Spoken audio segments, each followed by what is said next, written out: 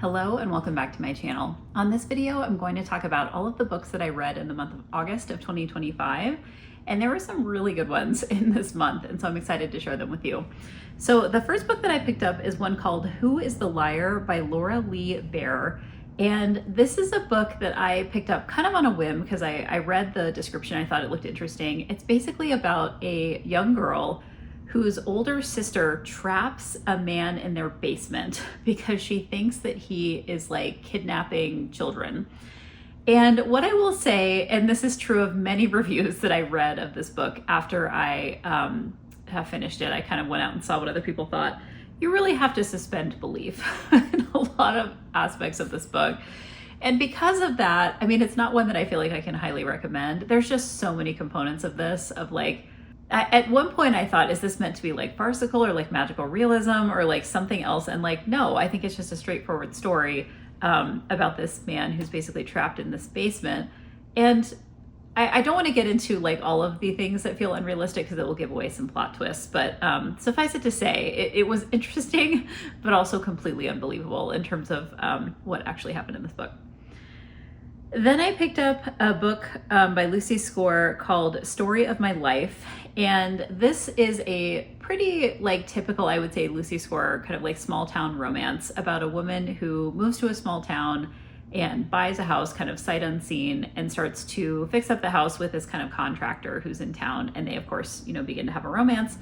And I will say that, I've kind of been like working my way through Lucy Score's backlist, picking up the newer stuff that she has out. There's a couple series of hers that I've really, really enjoyed. And I feel like a lot of these more recent books I've read are just not kind of as good as what I have experienced. And I'm thinking particularly about her Knock 'Em Out trilogy, which was very, very good. And it had a lot of kind of like found family elements and side characters that were great. And I just really enjoyed that. So this is okay. I feel like it was a little bit kind of like Hallmark movie-esque, but if that is what you are going for, then I would definitely recommend picking it up. Then I picked up a book called Your Blue Is Not My Blue by Aspen Mattis, and it is subtitled A Missing Person Memoir. And this is about basically a marriage. I mean, it is about a woman, her husband, and their relationship. And eventually the husband goes missing. And she is kind of trying to understand what happened, to this man. And it kind of goes through this narrative of like their relationship and kind of some of his past and her past and how these things have come together. I thought this was really nicely written. I mean, it was interesting. It wasn't what I expected, but it was something that I found like, I thought the author did a really nice job of kind of like talking about the emotional resonance of what she was trying to figure out like with this partner that was clearly a bit of a mismatch, in different kinds of ways. All right, then I picked up a book called Like Mother, Like Daughter by Kimberly McCreight. And I've read a bunch of books by this author and really enjoyed them. She does kind of like, like mysteries and thrillers, but they have kind of like a literary bent a little bit to them. And this one is basically about a girl who comes home one day to find her mother missing, and she feels like something has happened to the mother. And it goes kind of like back and forth in time. You see different character POVs. And I actually thought this was really solid. I will continue to pick up books by this author. I liked the plotting of this and kind of the ultimate resolution. Then I picked up a book called The Plea by Steve Kavanaugh. This is, I believe, what book is this in the series? This is number 2 in his Eddie Flynn series. And basically, I've been kind of like working my way through a number of books in this series, and I'll talk about a couple more that I read later on this month. But basically, this is a series about a man who is a lawyer, but he used to be a con man. And he takes kind of his street smarts from being a con man and brings them into how he represents people as a lawyer. And it gets him into all these like sticky situations. So in this particular book, he has a wife that is kind of at risk because of a situation, and they're kind of using this as leverage to force the lawyer to kind of take on a particular kind of case. I continue to really enjoy this series. I think that it's creative and also just kind of like has the right amount of twists as you're going through the plot. Then I picked up the first 2 books in the Forging Silver into Stars, what is now a trilogy, because there's a 3rd book coming out. And so the first book is Forging Silver into Stars. The second book is Carving Shadows into Gold. And there are basically like three main characters, two male characters and a female character that this series follows. One of the male main characters is a blacksmith in a small town. And then the female character is like the daughter of the owner of a bakery that she's had to kind of like take over. And then the third male character is a courier for the royal family. And he comes into this town and they all kind of encounter each other basically. And the courier and the blacksmith begin to have a romance and a relationship. And there's all kinds of complicating factors around like the blacksmith and the bakery owner are like really struggling financially and they're like trying to figure out what to do. They've kind of taken on some slightly illegal things to kind of like help them get the money they need to pay taxes and other kinds of things. And what's fun about this is it's set in a world that encompasses other characters from other series that this author has written. So you get like glimpses of like these other series, which I've read. And so it was kind of fun to revisit some of those characters. I really like this. I think I'll pick up the third book and just kind of see how she concludes that. Next up, I picked up You Are My Sunshine by Sean Dietrich. This has a subtitle of A Story of Love, Promises, and a Really Long Bike Ride. And this is basically the story of a man and his wife who go on this very long bike ride. It is told with a humorous tone because he, the whole time, is kind of like resisting doing this. And it actually, I thought was like really fun. It reminded me a little bit of like a Bill Bryson, if you've read like A Walk in the Woods, or like it's a little bit kind of like comedic nature writing. And so I like that one. I thought it was nice. Okay, then I picked up Catch of the Day by Kristen Higgins. And this is a book that, you know, I will say it's the first book in a series called Gideon's Cove. I don't know that I would read further in this. I think the main thing that I kind of struggled with this particular, and I'm just like looking at the, I'm looking at the description to make sure I remember this. This is a book about a woman who thinks she's in love with a priest and is basically just like desperately lonely and trying to find a relationship. And the way that this character is represented is like the only thing she cares about is that, even though she's like a business owner and she has a like family and like these other things going on in her life, it's like she's very obsessed with like finding a man. And okay, I mean, like I kind of understand that to some extent, but I also felt like there was just so much more depth to her character that we didn't really get to see in this particular book. And I've read other Kristen Higgins that didn't feel that way, but this felt like a little thin in terms of just kind of like the character development and what we were seeing there. Then I picked up as one of my NetGalley books, Mindfulness in Reading by Ella Berthoud. And Meditations on Words and Wisdom is the subtitle. And this is basically just little mini essays on reading, which I will pick up any book that has little mini essays on reading. I think it's really fun. I think that there were some nice kind of like reflective essays on different components of reading, the reading life, how you can like build your life around reading in different ways. So this was fun. A slim little book, a very quick read. Then I read a book called Different Not Less by Chloe Hayden. And this is about her journey to kind of understand her own neurodivergence. And what I did not realize about this author until about maybe halfway through the book is that she's an actress. And she's currently in a Netflix series that is like a remake of an Australian like high school television show. And so I definitely want to check that out because I thought this was just a really interesting story about kind of her life. And basically she has a really rough childhood, particularly because of school. And then she eventually is kind of homeschooled. She gets into some of this theater work that she eventually, you know, turns into a career. And now she does, I think, kind of like motivational speaking around this topic. So I thought this was actually a really interesting memoir and would love to continue to check out her work. Then I read Yin Yang Yogini by Catherine Livingston. And this is basically the story of a woman in her 50s who begins to encounter yoga kind of like on a whim, and she deepens her relationship with yoga. And eventually in the story, and I don't feel like this is really like a spoiler because it's a memoir and it may even mention this in the description, She's diagnosed with a form of cancer. And so she is kind of going through treatment and like figuring out what that means for her and her family. And also like how her yoga practice is kind of supporting her through that. I really liked this book. I thought it was like a fun way of like mixing in this theme of yoga within kind of the daily situation of what this woman was dealing with in her life. All right, then I picked up 13 by Steve Kavanaugh. This is the same author as the Eddie Flynn series of the lawyer who's also a con man. And I believe this is actually the fourth book in the series because this is written by an author in Ireland. And so all of the books are not available yet in the US. So I'm kind of skipping around based on like what I can get my hands on. And basically this is the premise of this book is Eddie Flynn, the main character, is part of a trial. And what they come to realize, and we know this as the reader from the very beginning of the book, is there is a serial killer who is on the jury. And he is the one who's actually committed the crime of the trial. And so we get the POV of the serial killer from basically the beginning part of this book. And then it kind of goes back and forth between what's going on with this lawyer slash con man. And I thought this was really creative. I could definitely see this being turned into a film because it was just kind of like an interesting premise. And I really like this. I will definitely continue to be reading books in this series.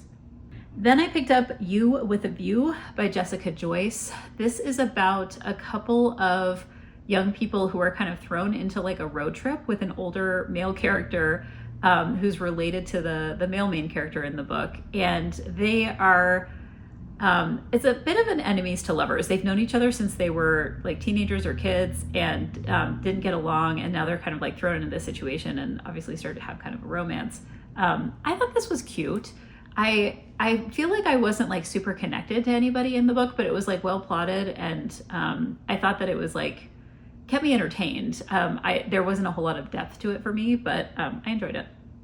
Then I picked up a book called The Blonde Identity by Ali Carter. And this is the same author that wrote the Gallagher Girls series, which I read, I think a couple months back, and really enjoyed it and just thought I would check out some of her other stuff. And basically this is a book about a woman who wakes up and she is having amnesia and thinks that she's like a spy or like an agent of some kind. And she has to team up with this other guy who's like an agent to survive basically because she's like being hunted and she has no idea what's going on. So this is kind of like I wouldn't call it a thriller, but I think it's written in kind of a thrilling way where they're kind of like running around and like trying to dodge all these different things. And there's a little bit of like comedy and romance that are thrown into it as well. I believe this is the first book in a series. And so that one was pretty fun. Then I read The Missing Half by Ashley Flowers. This is about a woman who has a sister who is missing, and then she is approached by another woman who also has a sister who is missing, and they think that they were taken by the same person. And this one I thought was actually really fun in terms of the twist that came at the end. I didn't necessarily see it coming in terms of like what eventually we learn about the plot of this. And I like the premise of it, like these two people coming together to try to figure out what's going on. I feel like the middle got a little bit messy, but it kind of resolved itself by the end of the book. Then I picked up Penitence by Kristen Koval. And this book has kind of like a little bit of a convoluted plot, but it made sense once you got into it. So basically there is a woman and I should say there is a couple, and the couple have two children. And in the very beginning of the book, so this is like not a spoiler, the daughter kills the son in the family. And we come to find out different reasons why this might have happened. And the wife is the former girlfriend of a man who no longer lives in the small town, but the man's mother is like a lawyer, and they're trying, and he's a lawyer as well. They're like a lawyer family. And so this couple hires the mother to represent the daughter in the trial of like what has happened with her brother. And because the son of this lawyer is this woman's ex, like he becomes kind of embroiled in this situation. So it feels a little convoluted, but it makes sense once you kind of actually start reading it. And I really like this one. Like it's set in Colorado, part of it's set in Colorado. I happen to live in Colorado, so that was kind of fun. But I really actually liked like the depth of what was going on with like the characters and the psychology and the plot. And I really liked how it resolved as well. So, all right. So then I read 4 books in the Curse of Ophelia series. I had assigned myself 5. There's like a novella in there somewhere too, which I ended up skipping. And I didn't get to the 5th book. I'll give that, maybe next month I can get to it. But basically, the first 4 books are The Curse of Ophelia, The Shards of Ophelia, The Trials of Ophelia, and The Myths of Ophelia. And so I got through the first 4. I will say what allowed me to get through these books is I had the first 2 on audio. The other ones are not available on audio. And partway through the month, I started to trial a Speechify subscription, which, if you are not familiar with Speechify, it is a text-to-speech app, which allows you to take text online or, like ebook text in some cases when it has the permissions, and it will read it to you in the voice of, basically it's AI generated, but Speechify has like celebrity voices that they've added into the app. So for example, I listened to this book with the voice of Gwyneth Paltrow reading this book to me, or this series to me. And so I got through the first 2 on like normal audio book, that was available. And then the other ones are not available yet because they're so new. And so I listened to them through the Speechify app. They're very long. This is definitely like a fantasy series. It is relatively complicated. I mean, it gets more complicated as you go. There are some people I've seen online that are just like over the moon about this series. Like they cannot get enough. They're completely in love with it. The 5th book is the final book in the series, so I will see kind of how everything wraps up. I will say that over the course of the series, it gets more and more complicated. And so the first book is basically about this woman who has a lover, and he goes missing, and he's been gone for like 2 years. She's trying to find him. And then she has this like curse that comes upon her that's going to be like leading to her death. And so she goes on this journey to try to find this guy. I don't want to really go into the other books in this series because there's some pretty significant twists and turns that change like the relationships and kind of like the nature of how this main character like interacts with all of these like found family characters that are kind of surrounding the situation. It also has this theme of like Greek mythology that's kind of running throughout the series, which I will say I'm not a huge fan of Greek mythology. Like it's just something that doesn't interest me. I know some people love it, and it's not something that interests me. I feel like these books are very well written. I feel like the plot and the characters are very interesting. I will say that I'm not feeling like a deep connection to this series in the way that other people have felt it, where they are just like rereading these books and like they're completely loving it and they're talking about it and raving about it. I don't have that reaction to it. I do feel like it's very well done, and I think if you are interested in kind of a 5-book lengthy fantasy series that has Greek mythology elements, you should pick it up. I'm going to finish it just because I've kind of invested this time. I think I would have struggled if I had to read this without some kind of audio component tied to it. All right, next up, I read a book called Quit by Annie Duke, and it is subtitled The Power of Knowing When to Walk Away. I really, really enjoyed this book. I actually talked about this book as I was reading it to multiple people in my life because there were just little nuggets that I was like picking up through reading this that I found really fascinating. One of the things that this book talks about is basically by the time you're thinking of quitting, you're probably like overdue to quit. Like, but whenever we're actually quitting something, we probably should have done it a long time ago. Like we have a hard time quitting things is one premise of this book. Another piece of this book that I found really fascinating was basically saying if you're going to start an endeavor that you think you might eventually need to quit, you should choose the criteria of quitting before you start.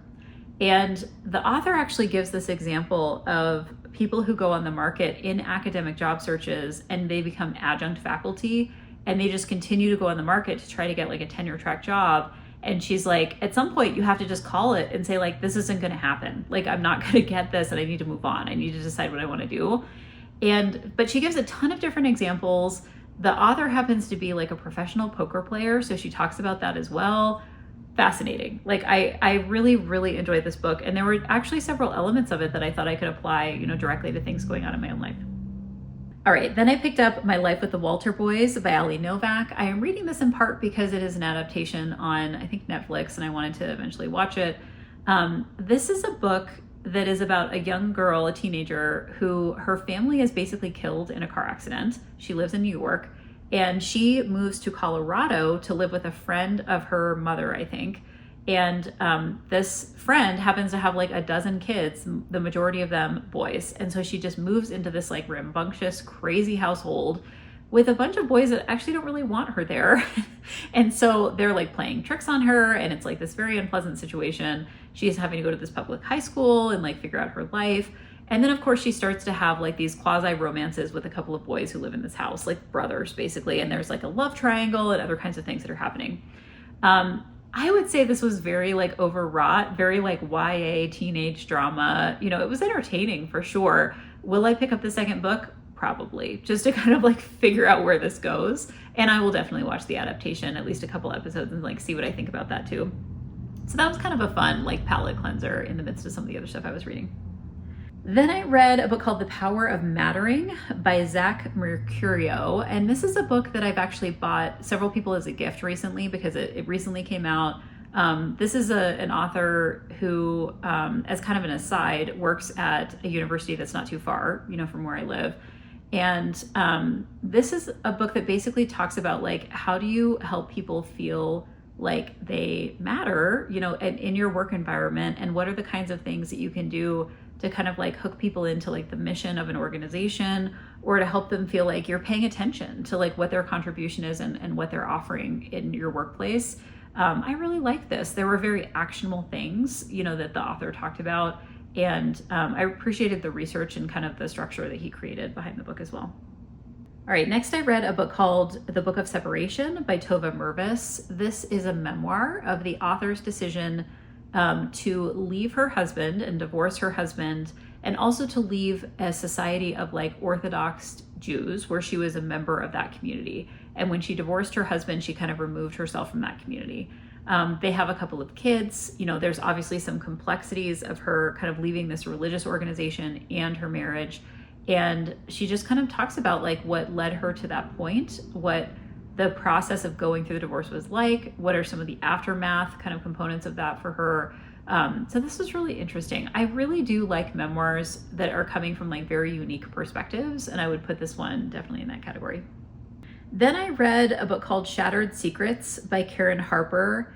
And I would say this is pretty traditional, like mystery thriller fare about a woman who experiences a kidnapping when she's a child. She escapes, she comes back as an adult, she still feels like she's being hunted, she has a relationship with the sheriff. I mean, like pretty typical tropes. Nothing here to really like write home about. I have read a couple of books at this point by this author. I'm not sure I'm going to do like a deeper dive into much of her other work. I feel like there are mystery series that are just like more complicated and more psychologically nuanced than what I was experiencing here. Then I read First Time Caller by B.K. Borison, and what a delight this book was. It is a romance about a radio show host who is doing kind of like a like romance show, basically. He's kind of lost his own sense of romance, and then this daughter calls in on behalf of her mother, and they start to have a relationship. And it's very much based on like Sleepless in Seattle, and the kind of like trope of the radio host like talking with the caller about like their love life and things like that. One of the things I really appreciated about this though, and I've said this before, I really like romances where people are coming in a little bit damaged and like just real. Like they're not coming in without a history. They have chips on their shoulders, they have things they've experienced, and they're trying to basically have an adult relationship, you know, when they're in the midst of like dealing with their own stuff. And this was very much that kind of story, but there was like found family elements. There were like comedic elements that were really nice. There's a daughter character that adds some kind of like complexity to the situation. So I really like this one. Then I read a book called Immunity to Change by Robert Keegan. This is a book that I also have talked about with a bunch of people, probably a half dozen times since I read it. It's basically about how do you make a commitment to a change and then consider all the ways that you're working against yourself to actually fulfill that commitment. So it's kind of calling yourself out for getting in your own way. And you can apply it to individuals, you can apply it to organizations. The writer of this book is a coach, and so he talks with different people about this. I could see reading this book again. It was recommended to me by somebody that I, have known for a long time, that I trust. And I really appreciated like the focus on this, and I could definitely see using these kinds of tools in my own coaching and in my own professional life. Next up, I read The Portfolio Life by Christina Wallace. And this is basically about like the concept of like future-proofing your career and thinking about all the different components of your life that may allow for you to have like a portfolio career, or what this author calls a portfolio life. The thing that I appreciated about this book the most is she eventually talks about like, how do you take different lenses to your life situation for like strategy purposes? So she's like, if you were to look at yourself from like the lens of a chief financial officer, like what would you kind of strategize for yourself? If you were to look at yourself through the lens of like a chief wellness officer, like what would you consider there? And it kind of takes different slices of your life and thinks about what is the strategy behind what you're trying to do, which I just found kind of interesting. It was a different approach that I hadn't really seen in other books on this topic, and I like that part.